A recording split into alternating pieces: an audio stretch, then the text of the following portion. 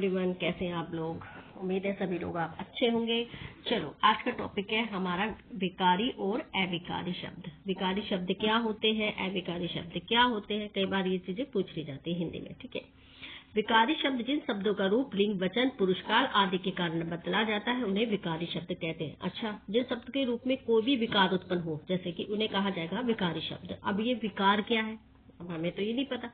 ठीक है, चलिए, संज्ञा, सर्वनाम और विशेषण और क्रिया। ठीक, अब उदाहरण के लिए जैसे लड़का, लड़के, लड़कों, तो इसमें कहाँ है विकार, नहीं समझ में आ रही बात तो नीचे आइए। हिंदी व्याकरण में विकार शब्द मूल रूप से परिवर्तन है। जैसे बालक का बालिका, यहाँ लिंग में जो परिवर्तन हुआ उस विकार की बात कर रहा है ये। ठीक है, बालक, बालके, बालको, यहाँ वचन के रूप में परिवर्तन हुआ है। यहाँ लड़के, लड़का, लड़के, लड़कों, यानी शब्द का रूप बदल रहा है, इसलिए यह विकारी शब्द है।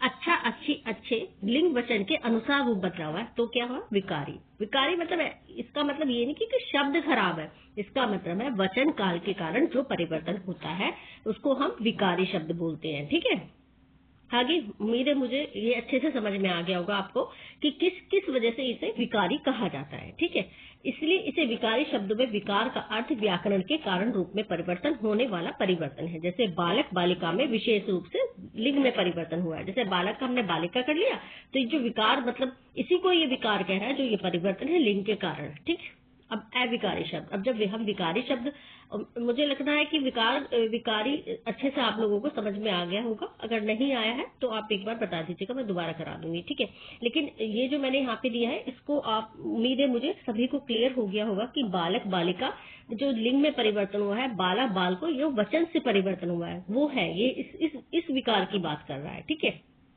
अब आगे हम चलेंगे।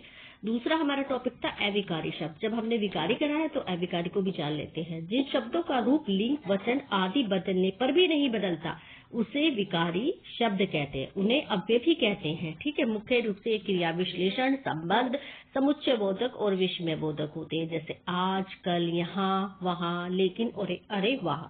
अच्छा, अब ये जो हमारे अविकारी शब्द हैं इसके भी क्या है, 3 भाग होते हैं जिसमें कि भेद माने गए हैं, जो है रूढ़, यौगिक और योग रूढ़। ठीक, अब रूढ़ शब्द कौन कौन से, जैसे हाथ, पैर, पान आदि।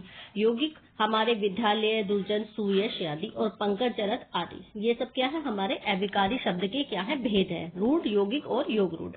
अगर आप बोलोगे तो मैं ये तीनों भी करा दूंगी। ठीक है, लेकिन मेन विकारी और अविकारी ही आता है, तो इसलिए मैंने ये वाला पोर्शन आपका करा दिया है। ठीक है, विकारी शब्द मुझे उम्मीद है सबका बहुत अच्छे से क्लियर हो गया होगा, क्योंकि मैंने यहाँ पे आपको दे भी दिया है। ठीक है, लाइक सब्सक्राइब कर देना। ओके, बाय बाय, मिलते हैं नेक्स्ट वीडियो में।